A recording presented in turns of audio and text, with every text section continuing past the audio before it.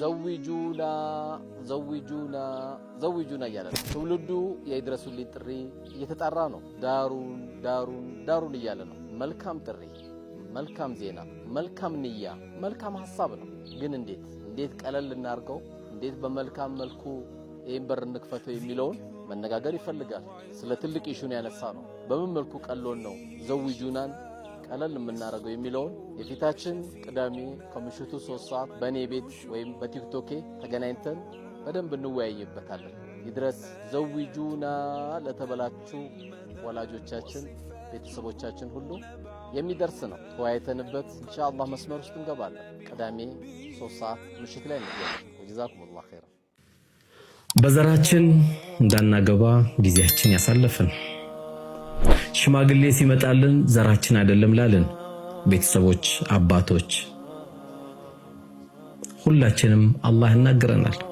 ከዚህም ተጨማሪ በዘሩ ለሚኮፈስ ሁሉ የሰው ልጅ አላህ በሚገርም ሁኔታ ያናገረናል።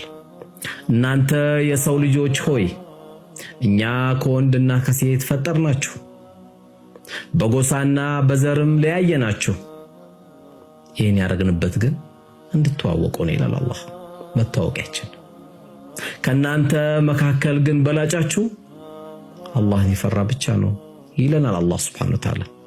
ታላቅ አዋጅ ነው አላህ የሚነግረን።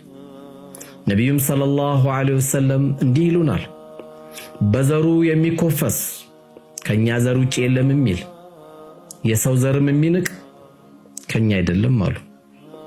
እንደ ዘር ደግሞ በሚገርም ሁኔታ የገለጹት ምን አለ? ዘረኝነት ጥንብናት ብለው እንዴት ጋብቻ ያልፈናል? እንዴትስ እንኮፈሳለን? እንዴትስ ከማንም በላይ እንሆናለን?